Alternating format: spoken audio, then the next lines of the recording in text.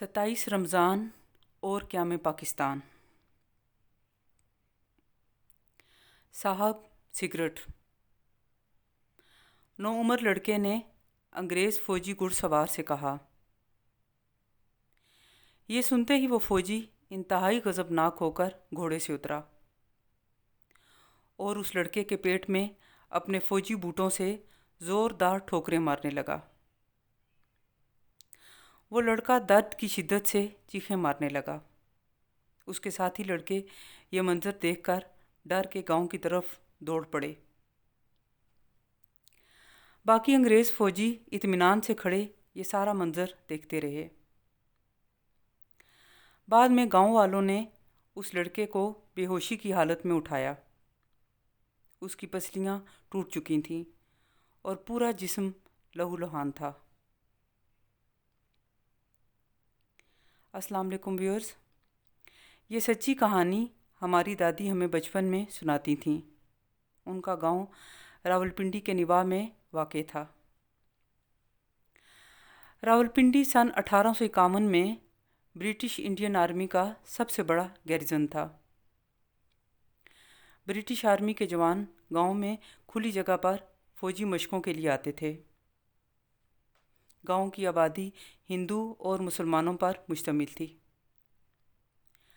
نوجوان لڑکے ان انگریز فوجی جوانوں سے سگریٹ مانگتے تھے۔ کچھ فوجی نرم دل کے ہوتے تھے تو وہ ان کو سگریٹ دے دیتے تھے، لیکن بقول دادی کے اکثریت مغرور اور حاکمانہ ذہنیت کے ہوتے تھے اور جواباً بے تحاشا ظلم و ستم کرتے تھے۔ ویورز، جب کوئی قوم اپنے ماضی سے رابطہ منقطع کر لیتی ہے تو پھر وہ اپنے حال کے الٹ پھیر میں بھٹکتی رہتی ہے اور مستقبل کی راہ اسے کبھی نہیں ملتی۔ پاکستان کا تصور کسی خاص دور سے تعلق نہیں رکھتا، بلکہ یہ تصور ایک طویل سلسلے کی کڑی ہے۔ ویورز، آج 27 رمضان کی شب ہے۔ یہی وہ مبارک رات تھی جب ریڈیو پر رات 12:01 پر مصطفیٰ علی ہمدانی نے اعلان کیا کہ یہ ریڈیو پاکستان ہے۔ یہ الفاظ سنتے ہی ہندوستان کے کونے کونے اور گوشے گوشے میں مسلمان دیوانہ وار جھوم اٹھے اور انہیں یوں محسوس ہوا تھا کہ جیسے ان کا صدیوں پرانا خواب شرمندہ تعبیر ہو گیا ہو۔ اس خواب کی جھلک جہاں 2 صدیوں پہلے شاہ ولی اللہ کی تحریروں میں ملتی ہے، وہاں اس کا نقشہ علامہ اقبال کے سن 1930 کے خطبے میں ملتا ہے۔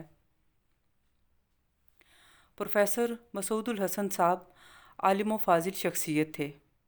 وہ اپنی انگریزی کتاب حضرت داتا گنج بخش روحانی سوانح عمری میں لکھتے ہیں کہ میں 1930 میں لاہور آیا اور داتا گنج بخش مزار کے قریب رہائش اختیار کی۔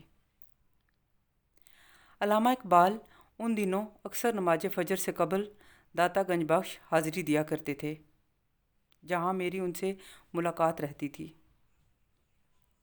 میں نے علامہ اقبال کے ارشاد کے مطابق ان کے لیے انگریزی میں کچھ کام کیا اور ان کی تقاریر لکھنے میں بھی مدد کی، جن میں خطبہ الہ آباد بھی شامل ہے۔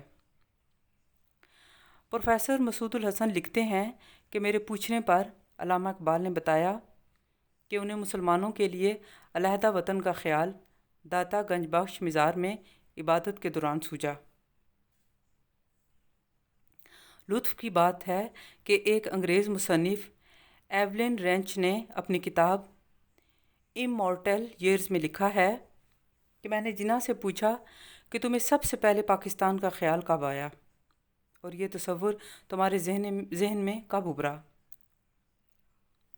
جناح کا سیدھا سا جواب تھا، سن 1930 میں۔ گویا علامہ اقبال اور قائد اعظم دونوں کو پہلی بار پاکستان کا خیال سن 1930 میں آیا۔ جب پاکستان 14 اور 15 اگست کی نصف شب دنیا کے نقشے پر ابھرا تو اس کا پہلا یوم آزادی 15 اگست سن 1947 کو منایا گیا۔ اس روز 27ویں رمضان تھی، जुम्मतुल मुबारक का दिन था और लैलतुल क़द्र थी।